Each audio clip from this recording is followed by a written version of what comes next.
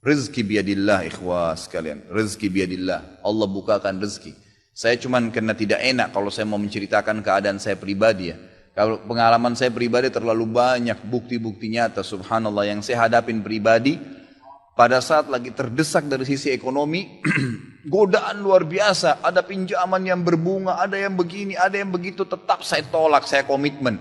Sampai pada titik terakhir, titik klimaksnya saya pertahankan. Allah berikan jalan keluar yang tidak masuk di akal ikhwah. Betul-betul tidak masuk di benak saya. Saya ceritakan salah satunya.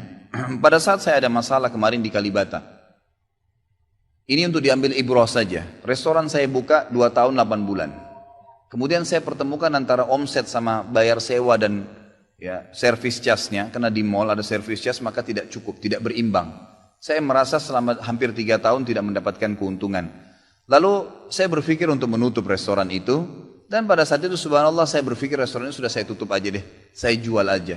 Mungkin dengan kesibukan dakwah, beberapa ikhwah juga yang saya amanahkan di situ sudah ada yang satu yang sudah niat mau kuliah, udah nggak bisa lagi lanjut. Saya bilang oke lah baik. Selama 3 bulan vakum, nggak bisa bergerak sama sekali.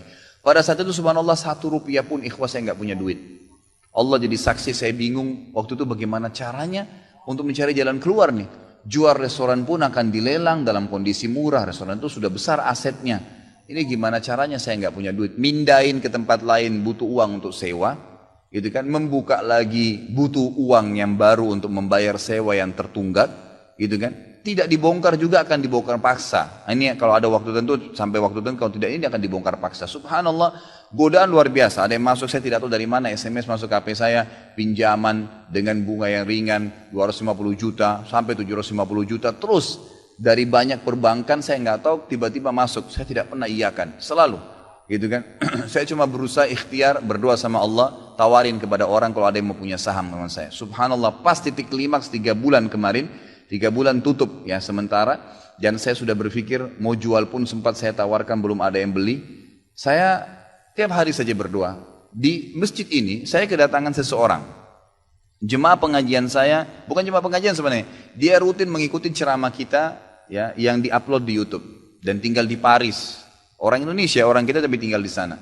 Datang selama ini dia selalu kalau saya punya program gali sumur diikut. Ada program kemarin badal haji ditipin uangnya. Selalu program sosial diikutin sama dia. Subhanallah pada saat lagi dia bilang sama saya SMS, Ustaz saya mau ke Jakarta, saya ingin hadir pengajian Ustaz langsung. Saya bilang baiklah kalau gitu silahkan fadhal. Selesai pengajian kita waktu itu selesai jam 9 malam kurang lebih seperti jam-jam seperti ini.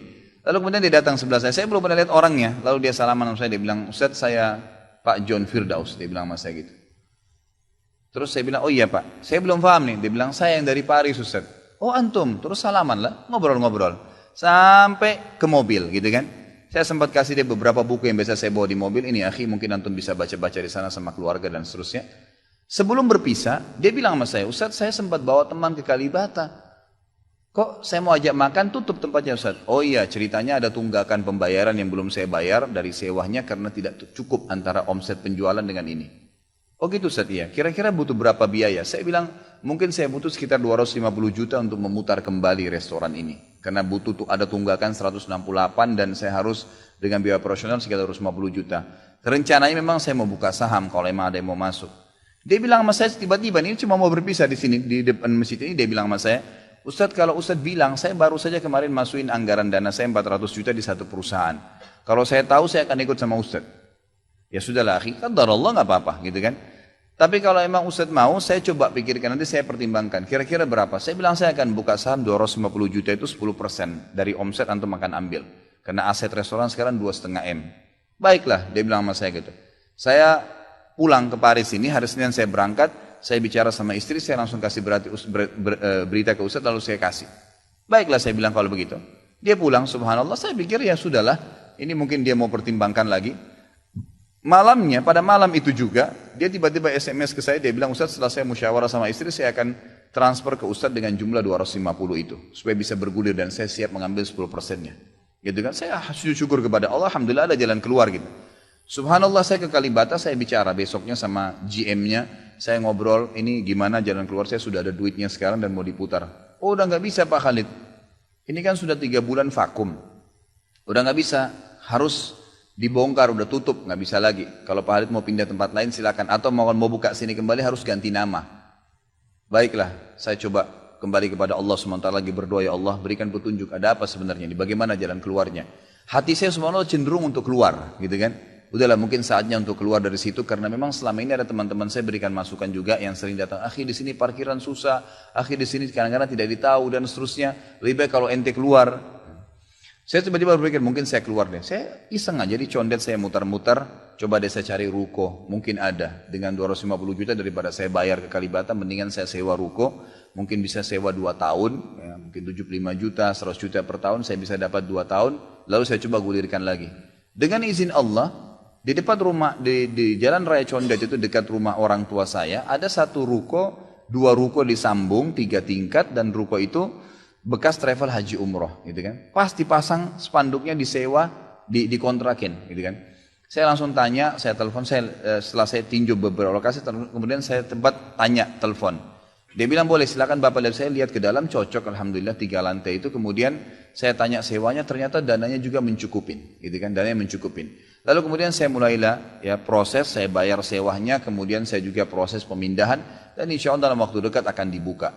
Tapi saya melihat dari pelajaran sini ikhwah, bahwasanya jalan keluar dari Allah itu ribuan, jutaan jalan keluarnya. Sabarin aja, nikmatin prosesnya.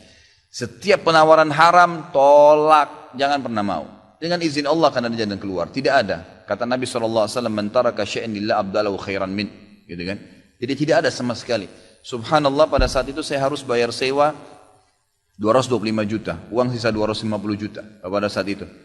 Terus kemudian saya sempat telepon ke akh itu lagi, ya, Pak John, semoga Allah jaga beliau. Saya sempat telepon, kemudian saya katakan, akhi, kemarin antum bilang antum sempat masukin dana 450 di 400 di Jakarta itu. Bagaimana kalau antum tarik uang itu, kalau masih bisa, kita gabungin aja. Saham kan per 250 juta itu ada 10%. Antum ambil aja 30% dari semua total omset penjualan nanti. Tidak usah dengan 750, dengan 650 saja. Gitu kan? Dia bilang kalau itu sudah nggak bisa Ustaz. Tapi memang coba saya pertimbangkan deh. Saya akan coba hubungin teman-teman di Paris ini yang sudah biasa, yang kenal antum. Gitu kan? Oleh yang kenal antum mungkin mereka bisa. Baiklah, fadhal. Subhanallah, besok dia SMS lagi ke saya. Ustaz, saya sudah musyawarah dengan istri, ternyata saya punya dana cukup. 650, kami yang pegang semua saham itu. Ditransfer uang semua ke saya. Yang tadinya saya dari 1 rupiah tidak pegang duit, masuk uang 650 juta ikhwah, tidak masuk di akal. Gitu. Sesuatu yang tidak masuk. Orang ini saya nggak kenal, nggak pernah ketemu, sekali ketemu di sini, dan sekarang sudah kembali ke Paris. Setiap kali saya bilang akadnya saya akan kirim, baru tadi saya kirim akadnya. Sudah nggak apa-apa Ustaz, saya percaya. Akhi, ini bisnis loh, bisa untung rugi. Sudah paham Ustaz. Orang lain aja banyak bisnis dia rugiin saya nggak takut, apalagi sama Ustaz. Sudah silahkan, alhamdulillah. Saya melihat Allah berikan jalan keluar yang sangat dimudahkan. Yang penting nikmatin prosesnya dan yakin kepada Allah SWT. Jangan takut. Jangan takut. Dan ada banyak kisah seperti ini dalam hidup saya yang saya mungkin sebagian tidak diceritakan gitu kan. Cuma ini tadi saya buka supaya memang bisa ada pengalaman. Karena rata-rata sini karena hanya masalah kekhawatiran saja. Kekhawatiran rezeki yang insya Allah tidak akan ada masalah dalam kehidupan.